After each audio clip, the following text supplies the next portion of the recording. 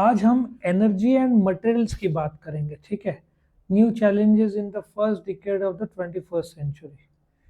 Energy, ठीक है, energy क्या होता है? It can mean money, materials, ठीक है ना, मैन, मनी, मशीन, मटेरियल्स। तो हर चीज़ के लिए कॉस्ट होता है।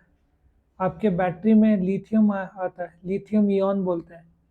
इंडिया में मिलता नहीं था, कश्मीर में कुछ डिपॉजिट्स मिले हैं। बैटरी के अंदर क्या रहता है? लिथियम इॉन।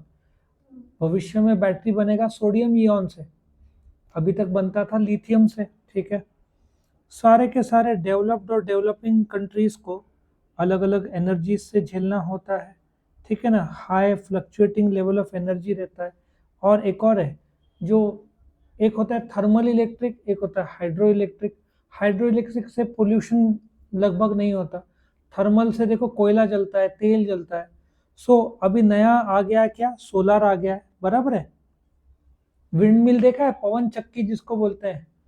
ये महाराष्ट्र में, सिन्नर में, गुजरात में आप कच्छ भूज जाओगे ना, आपको समुद्र किनारे किनारे नहीं, थोड़ा आगे, मतलब लाइन से किलोमीटर के किलोमीटर पवन चक्की मिलेगा। जहाँ पे हवा ज़्यादा रहता है वहाँ पे इलेक्ट्रिसिटी पैदा कर सकते हैं।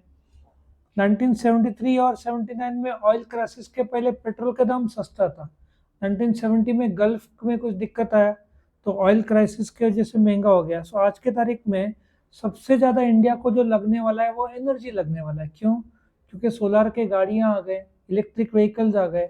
तो इलेक्ट्रिक व्हीकल्स को चार्जिंग के लिए इलेक्ट्रिसिटी लगता है, तो इलेक्ट्रिसिटी का डिमांड तो बढ़ना ही है। तो बोलते हैं ना, भविष्य पूरा एनर्जी बेस्ड है। तो अभी गवर्नमेंट भी इलेक्ट्रिसिटी बढ़ाने का अलग अलग ट्राई कर रहा है। तो सस्टेनेबल इनोवेशन क्या है? सस्टेनेबल इनोवेशन, आप नया कुछ प्रोडक्ट लाओ लेकिन एनर्जी कम से कम लगे, वो देखो, उसको सस्टेनेबिलिटी बोलते हैं। सो सस्टेनेबिलिटी इनोवेटर्स वो करते हैं इनोवेशन कि जैसे कि आपको मैकडोनल्ड ने एक फ्रेंच फ्राइज दिया, वो रिसाइक्लेबल पेपर यूज़ किया। आपको जैसे कॉफ़ी के लिए जो स्ट्रॉ आता है वो कागज़ बेस्ड हुआ।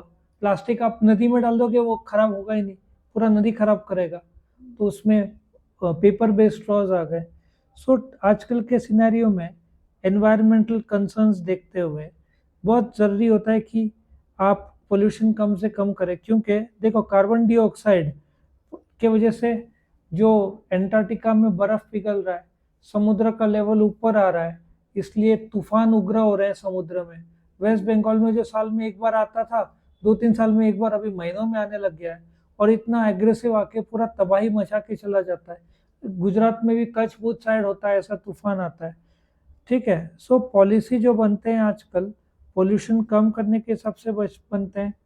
मटेरियल और एनर्जी जो लगता है वो सब सोच के, फॉसिल फ्यूल जो बोलते हैं ना, पोल्यूशन कम से कम करे, वो देखा जा रहा है। मटेरियल एक्सट्रैक्शन, ज़मीन से ज़रूरत सारा पानी निकाला तो वो भी दिक्कत देता है, क्योंकि सामने खेत पूरे सूख जाते हैं। तो कंजम्पशन का तो बढ़ना ही है। नए बिल्डिंग्स आ रहे हैं तो इलेक्ट्रिसिटी आएगा, पॉपुलेशन बढ़ रहा है तो एनर्जी का रिक्वायरमेंट आएगा, मोबाइल चार्जिंग आएगा, गाड़ी का ई व्हीकल का चार्जिंग आएगा। सो एनर्जी का प्रोडक्शन और डिस्ट्रीब्यूशन डिस्ट्रीब्यूशन पहुँचते पहुँचते 5% इलेक्ट्रिसिटी वेस्ट हो जाता है।